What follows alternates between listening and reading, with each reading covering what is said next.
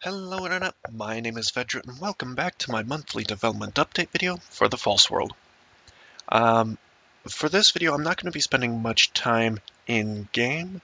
Most of the work has been going on the server side, and for once I actually want to show you what's been going on there.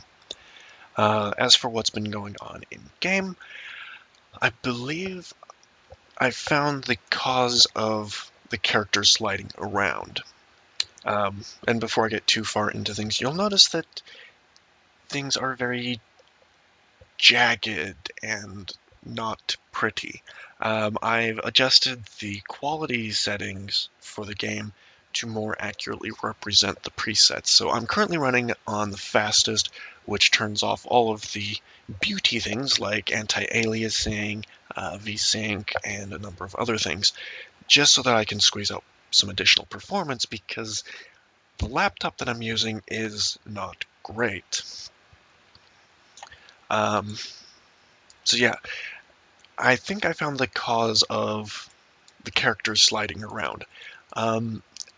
In the script that controls how the character moves, there was a check that compared the movement inputs, moving forward and backward, side to side. It was comparing that against the minimum threshold, which is fine, but there was no else condition. It was only doing things if the input was greater than that threshold. The interesting thing to note is that with how the script was set up, the character should have been sliding around all the time, not just some of the time. But since putting in the fix, or what I believe to be the fix, I have yet to see the character slide around. So, so far so good. I have been doing some work, further polishing work with like the guild manager, the central,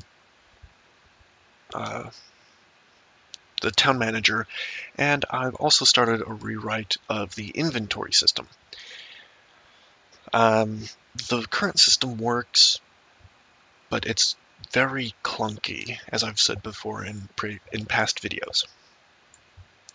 I've also, I believe I made some changes to how swimming works, so it shouldn't appear that you're standing on water anymore. You actually go into the water a little bit, but I'm not going to run down there to show. So I think that does it for what's in-game. Now I'm going to show you what has been going on the server side. So one of the biggest issues that we came across when we were trying to do the playtest last month after the last update video was that the server would freeze and lock up very quickly. I think we were only able to get 6 people in, and this was only like 5 minutes after the last server restart before the server froze again. The people on the DarkRift community suggested using the DarkRift 2, which is currently in development but is available for testing. So I decided I've got nothing to lose, so I made the switch. There wasn't a whole lot of work that needed to be done to get everything from DarkRift 1 to DarkRift 2, so we were good on that front. And actually, it was while I was making the switch that I found a few bugs and made some corrections. The biggest difference between DarkRift 1 and DarkRift 2 is that for how I run the server, DarkRift 1 kind of tries to emulate running things on multiple processing threads, whereas DarkRift 2, it just straight up does everything on multiple processing threads, which is great for performance. So it was a bit of fun trying to get things to work on multiple threads because Unity is not thread safe. Anything that has to deal with game objects, it has to be done on the main Unity thread, which is just one processing thread.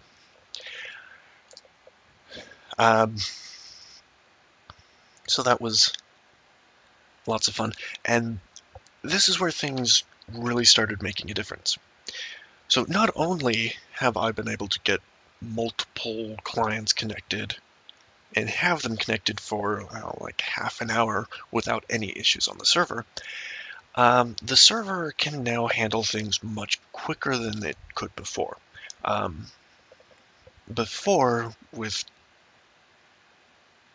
even DarkRift 1 and before, um, all of these tree regions, which is where the trees spawn, and same for the rocks, those all had to be calculated on the main Unity thread, and it was a very slow process.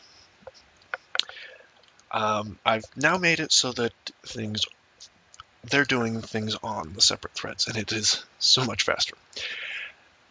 So just to give you an idea of what the server is trying to do, let's take this tree region, for example. So this tree region spawns trees between the x coordinates of 240 and 1500, as well as between the z coordinates of 400 and 1400. So that's about 1260 and 1000.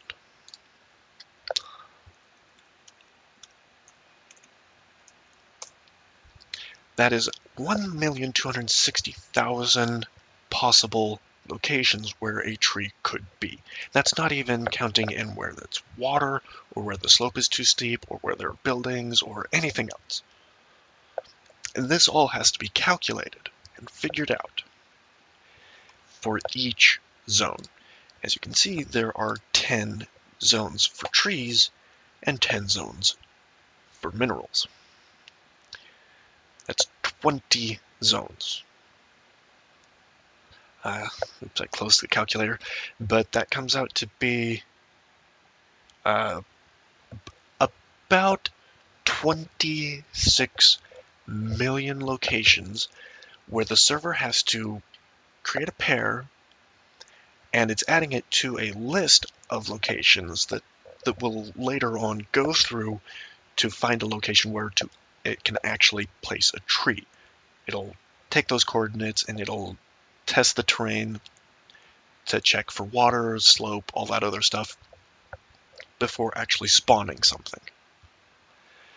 How the system was before, it was randomly picking out of this entire range at random and comparing it against a list of places that were too steep or that were water.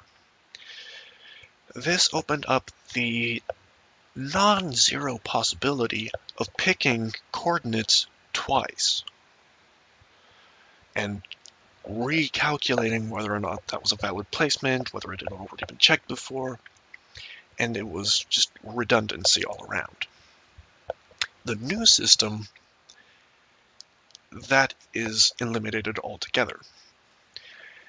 It does slow down the startup of the server a little bit, but not by much. And here's why. The server is able to calculate those 26 million locations across these multiple threads in a fraction of a second. And so all it is just a matter of going through that list and finding places where it can spawn. It just tests the locations with zero chance of redundancy. It's great. It makes me excited when it processes 26 million points.